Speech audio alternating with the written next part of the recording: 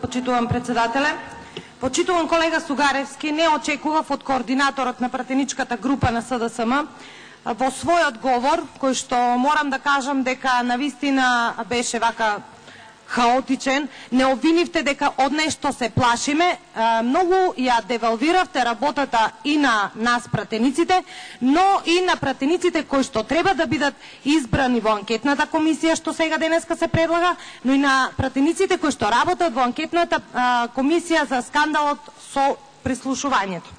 Именно од кристално чисти избори, вие направивте таква политичка криза во Република Македонија, подпишава нели сите лидери, дојде до Пржинскиот договор, ВМРО-ДПМН, ниту ДУИ, ниту ВМРО-ДПМН, ниту ДПА не беа против таа анкетна комисија. И сега таа анкетна комисија за скандалот со прислушувањето не работи. Зошто не работи?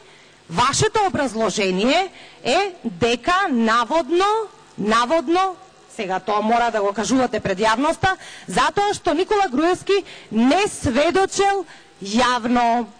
Но, бидејќи вие честопати заговарате за процедури, почитуван колега Сугаревски, во деловникот кој што вие сте го подпишале, вие сте го изгласале, во членот 14, ова е заради јавноста, не заради нас пратениците, ние тоа го знаеме.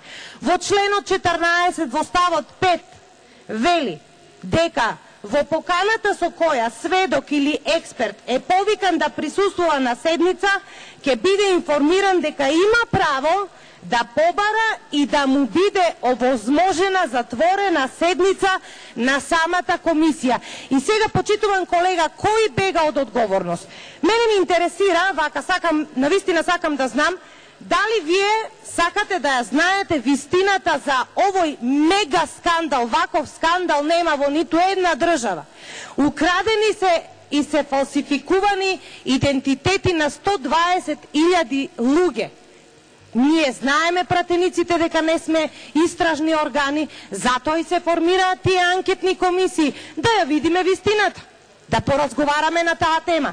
Зошто не номинирате членови од СДСМ и зошто и дали вие како координатор на пратеничката група сакате да се дознае ова вистина, затоа што нели вие сте за вистината за Македонија. Ако сте вие за вистината за Македонија и ако си ја сакате државата, зошто тогаш не номинирате членови од СДСМ во ова анкетна комисија? Па целата јавност да слушне и да види што всушност се случувало во таа фабрика за афери. И за лични карти, и за пасоши, и за сметки, и за се останато. Да видим.